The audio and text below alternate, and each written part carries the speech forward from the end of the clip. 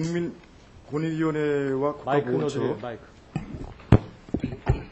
그리고 그 산하기관에 대한 국정감사를 준비하면서 각 부처의 업무와 쟁점에 대한 의문을 국회 입법조사처나 예산정책처 전문가들로 통해서 이렇게 분석된 자료를 만들었습니다. 4호인데요. 여기에는 국민권익위원회의 청렴도 측정 결과와 해외 사례 분석, 국민신문고를 통한 민원 처리 현황 및 문제점, 또 보훈단체 수익사업 운영 실태 및 개선 방안, 최근 독립기념관 관람객 현황 및 관람객 유치 방안, 보훈의료복지공단의 소요 의약품 입찰 실태 및 문제점을 담고 있습니다. 사실 이 하나하나 항목이 지금 다들 좀 질의를 통해서 얘기하게 됐습니다만 시간이 제한되어 있기 때문에 자료를 담았는데 이거를 좀 잘 보시고 정책을 만드는 데 좀 참고하시길 바라겠습니다. 그럼 지금부터 본 질의에 들어가겠습니다. 한나라당 이성원 의원입니다. 박인재 부위원장께 묻겠습니다. 네. 국민권익위원회가 부패 방지에 대해서 다른 기관들을 감독하는 역할을 하고 계시죠? 감독은 아니라기보다는 평가. 어쨌든 그런 일을 하시려고 그러면 국민권익위원회 자체적으로도 굉장히 엄중한 잣대와 원칙을 가지고 일을 하셔야 되겠죠? 네, 맞습니다. 제가 그래서 권익위가 자기 스스로는 어떻게 일을 하는지를 좀 사례를 들어서 얘기를 하겠습니다. 2009년도 10월 20일 날 기능 10급 운전원 1명을 공개 채용하신 적 있으시죠? 예, 맞습니다. 그때 272명이 응시를 했는데 그중에서 1명을 뽑았습니다. 그런데 이번에 행정안전부에서 인사감사를 통해서 이 과정에 문제가 있다는 지적을 한 바가 있습니다. 그 지적 내용을 보게 되면 심사위원 구성부터가 문제가 있었고 심사평가 항목이 완전히 고무줄이었습니다. 그래서 그 실례를 보게 되면 실제 평가하는데 서류 전형 합격자 5명에게 부여한 자격증별 취득 점수를 보니까 A라는 사람은 다른 서류 전형자 4명에 비해서 가장 많은 자격증을 소유하고 있는데 정보와 능력과 기타 자격증 평가 부분에서 가장 낮은 점수를 줬습니다. 객관성이 결여되어 있는 거죠.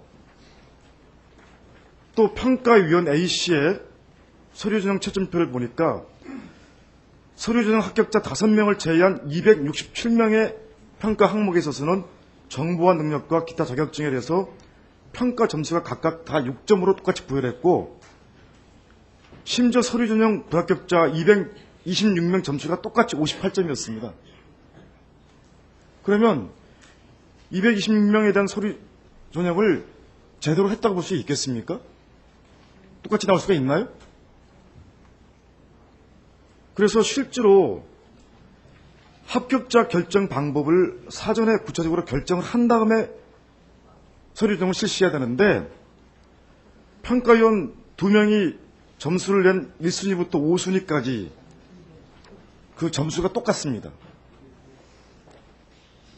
그러니까 이런 식의 객관성이 없는 평가를 해가지고 국민권익위원회에서 사람을 채용하게 되면 이거 되겠습니까?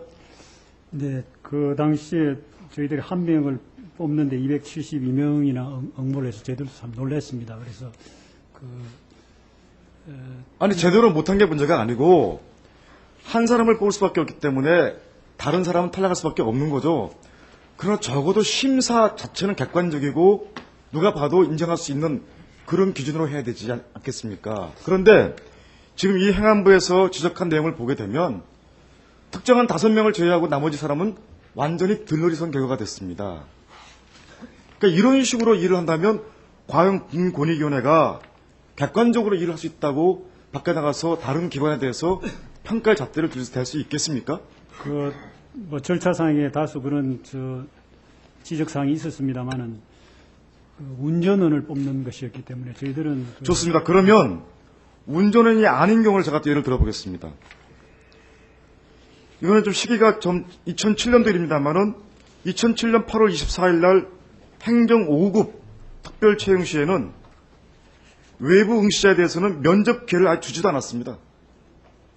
그 내부 공무원들만 응시해가지고 이것도 지적을 받았습니다.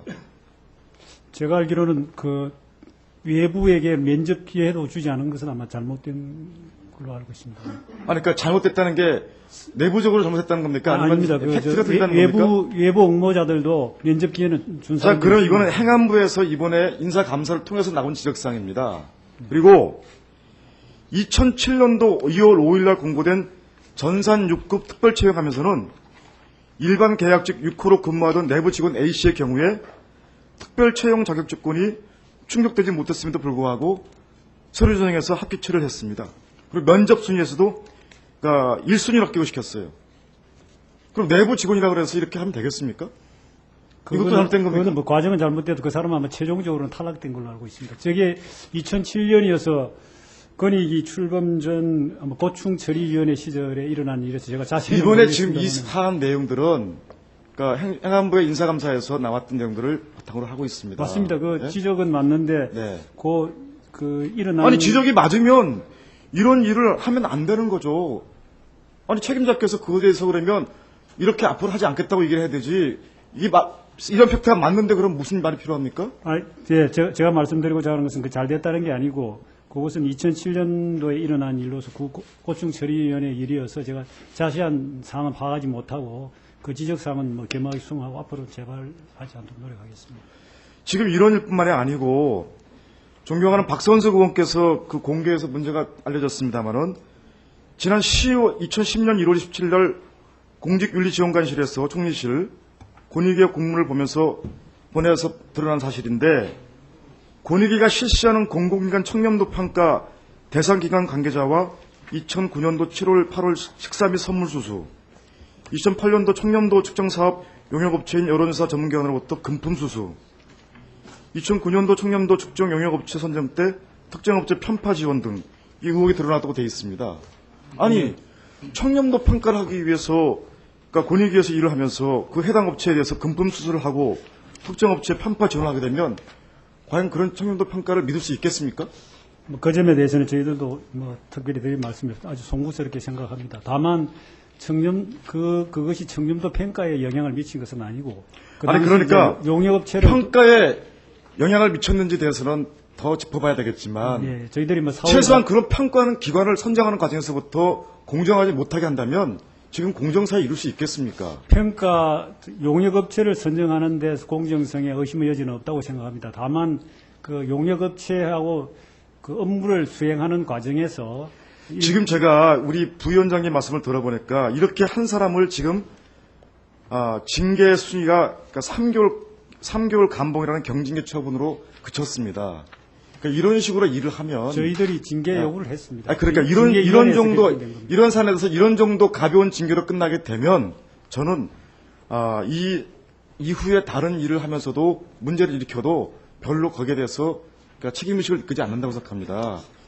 이런 사안일수록 우리 권익위에서는 엄중하게 처벌을 해서 이런 일이 없도록 해야 권위가 쓰고 거기다 평가에 대한 인정을 받지 않겠습니까? 그러니까 이거 되면서 그 점에 한번 대해서 저희들도 엄중하게 생각하고 있고 네. 여러 가지 뭐 점검을 통해서 혹은 교육을 통해서 같은 일이 되풀이지 않도록 노력하겠습니다. 좋습니다. 그리고 다음에 지금 현재 우리 권익위에서 파견 나와 있는 분들이 몇 분 되세요? 지금 아마 파견 조사관이 14개 기관으로부터 25명 파견을 받고 있습니다. 민간인 파견은 몇 명 있습니까? 11명이 있죠? 예. 지금 이분들이 열심히 조사 업무에 담당하고 있습니다만은 저는 기본적으로 각종 민원에 대해서 부처에서 파견 나온 분들이 그 해당 민원을 처리하게 되는 경우라면 굉장히 엉뚱한 결과를 가져올 수 있다고 생각합니다. 무슨 말인고 하니 몇 년 전에 금융감독원에서 민원상담센터 직원들이 금융감독원 직원이 아니고 금융기관에서 파견 나온 사람들이 민원 처리를 한 적이 있습니다. 그래서 어떤 민원인 A라는 사람이 자기 금융회사에 민원이 있어서 와서 열심히 설명하고 얘기를 했는데 알고 보니까 그 회사 직원이 그 일을 다 처리하는 일을 맡았어요. 제대로 처리가 되겠습니까? 예, 뭐 지금 보면은 한국토지주택공사 직원이 파견 나와서 지금 조사 업무를 하고 있습니다. 개인적으로 열심히 할 거로 생각합니다만은 토지공사가 지금 보면은 2009년도 민원제기 상위 기간 4번째를 기록하고 있습니다. 그러면 이렇게 많은 민원인이 가서 민원 상담했을 때 토지공사 직원이 자기 내부 문제에 대해서 객관적이고 정확하게 처리할 수 있을지에 대해서 저는 조금 걱정이 됩니다. 또 경찰청이 지금 같은 기간에 민원이 첫 번째로 많은 기관이었는데 역시 지금 경찰청에서 파견 나와서 지금 그 업무를 담당하고 있습니다. 제가 드릴 말씀은 이렇게 파견 직원이 나와서 해당 업무를 처리할 경우라면 전문성이 있는 것도 사실이지만 또 다른 측면에서는 자기 파견 기관의 입장을 가지고서 일을 하게 되게 되면 실제로 민원 업무를 제대로 할 수 없다고 생각합니다. 그래서 저는 이렇게 파견 받아서 일하고 있다는 권익위 정 직원이 일을 할 수 있도록 하는 것이 저는 필요하다고 생각하는데 여기 대해서 좀 의견을 얘기해 주시고 지금 현재 이 권익위 업무 관련해서 고생을 많이 하고 있습니다만은 이런 부분에 대해서는 좀 신중하게 검토를 할 필요가 있다고 생각하는데 여기에 대해서 의견을 좀 말씀해 주시기 바랍니다. 네. 그 파견 직원 문제에 대해서는 물론 그 파견 직원이 원소속 기관의 그 입장을 고려하는 측면이 없지 않아 있을 수 있습니다. 그러나 그런 것보다는 그 전문성이랄까 그다음에 그 원소속 기관의 협조를 통해서 민원을 신속하게 또 처리하는 경우도 있습니다. 그리고 파견 직원이 그 민원을 해결하는 것이 아니고 전문위원이 있고 또 그 우리 위원회 위원들이 최종 검토를 거쳐서 민원의 수용 여부를 결정하기 때문에 파견 조사관의 전문성을 살리는 쪽으로 간다면은 긍정적인 요인도 많다는 말씀을 드리고요. 그러나 그럼에도 불구하고 저희들이 그 파견 직원보다는 지금 현재 파견자 현황을 제가 보냈던 자료가 여기 있는데요. 파견 나오신 분들이 대부분 다 고충 처리 업무를 담당하고 있어요. 맞습니다. 예. 예? 네. 그러니까 고충 처리 담당하고 있는 분들이 권익위 직원이 아니고 해당 부처로 돌아갈 사람들입니다. 그러면 이분들이 가지고 있는 전문성도 있는 건 사실이지만 자기 부처로 돌아가는데 자기 부처에서 갖고 있는 문제점을 적나라하게 다 그대로 처리한다고만 볼 수 없지 않습니까? 이미 그것이 몇 년 전에 금융감독원 같은 경우에 그 사례로 나와가지고 그걸 시행조치 시켰습니다. 그렇기 때문에 이 문제는 전문성을 요구한다 하더라도 그러면 권익위에서는 항상 그러면 그런 내부에서 전문가를 키우지 않고 파견만 받아서 일할 수 있겠습니까? 그건 보완적인 의미에서 그런 사람을 파견을 받는 거지 그 사람들로 전부 다 이루어져 있는 것은 아닙니다. 이 문제에 대해서 다시 한번 검토하셔서 알겠습니다. 예산상의 문제도 있고 티오 문제가 있겠습니다만은 정 직원이 일을 알겠습니다. 예, 수고하셨습니다. 다음은 김정위원님 질의해 주십시오.